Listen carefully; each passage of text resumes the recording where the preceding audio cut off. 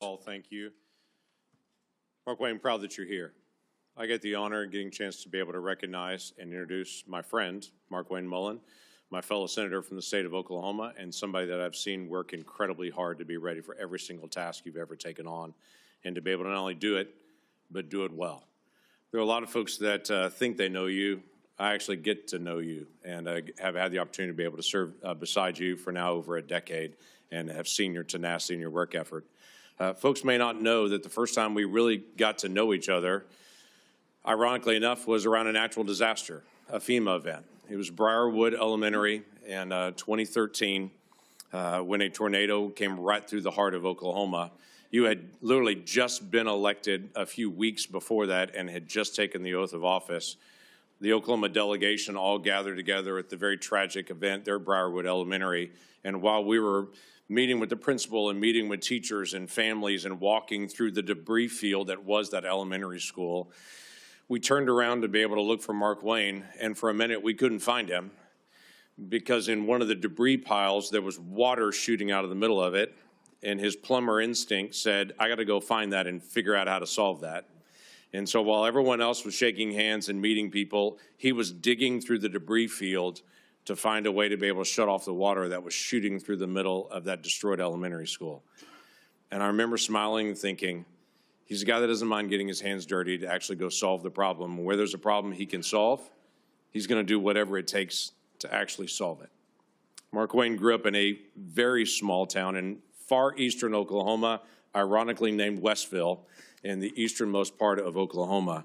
Just 1,300 people call Westville home.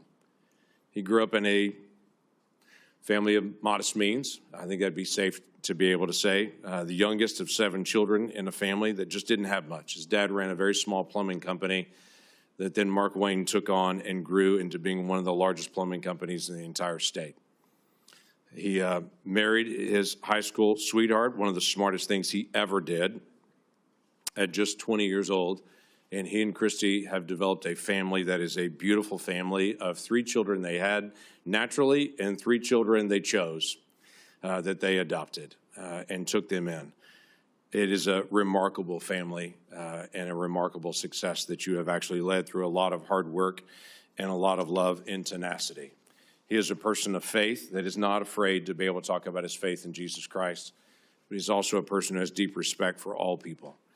Markwayne has served in Congress for 14 years, 11 years in the House of Representatives, 3 here in the Senate. He's passed legislation that he will now be charged with actually implementing it in the order that was actually passed. He served on the Appropriations Committee here. He's served on Armed Services. He's served on the Help Committee here, and he's done an incredible job in the work that he's done with Indian Affairs.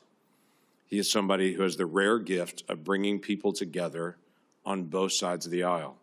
And the one thing I would say to every single person on this dais, regardless if you're a Republican or Democrat, if you want to sit down and talk about an issue, he's glad to be able to talk about it and to be able to work it out, and has very good relationships in the House and in the Senate. And he is not afraid to ask questions when he doesn't know the answer and to be able to research things. He and I have often talked about being up late, both of us, working on researching through an issue to try to be able to learn more about it, because the crazy thing about being in Congress is you don't know everything. You got to do the work, and Markwayne is not afraid to do the work. Over the past year and a few months, we've seen incredible progress on our southern border. Our southern border 18 months ago, I think we forget what it looked like. 12,000 people a day illegally crossing our border, just being waved in. No vetting, no background checks, 12,000 people a day. That is not happening anymore. Our numbers are down on the southwest border 96%. So you walk into an agency that has finally restored some order to our southern border, but there's a lot of work still to do with FEMA, with other areas of Homeland Security, and a very large agency with 250,000 people that are actually under your leadership there. So I'm confident that you'll be able to take those things on. Not only am I confident, the National Border Patrol Council has already sent a letter in strong support here. And Mr. Chairman, I'd like to ask unanimous consent to insert to the record the National Border Patrol Council, their letter of support. Leadership of the Cherokee Nation, their strong support. And then my fellow Senator Katie Britt has an opening statement who I'd like to also submit for the record with unanimous consent. Without objection. Thank you. This is a person that actually lives what we affectionately call in Oklahoma the Oklahoma standard. That when hard things actually occur, you step up and you serve your neighbor, and you find ways to be able to help people to do the hard things that have to be done. So Markwayne, I appreciate your leadership. I appreciate your willingness to be able to step up in a season where DHS needs a leader to be able to step into that role and to be able to help our nation in so many different complicated areas, especially at a time when right now we can't even get funding to DHS. We've got to be able to have good, solid leadership there.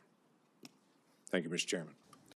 Support journalism you trust. Support PBS News. Donate now, or even better, start a monthly contribution today.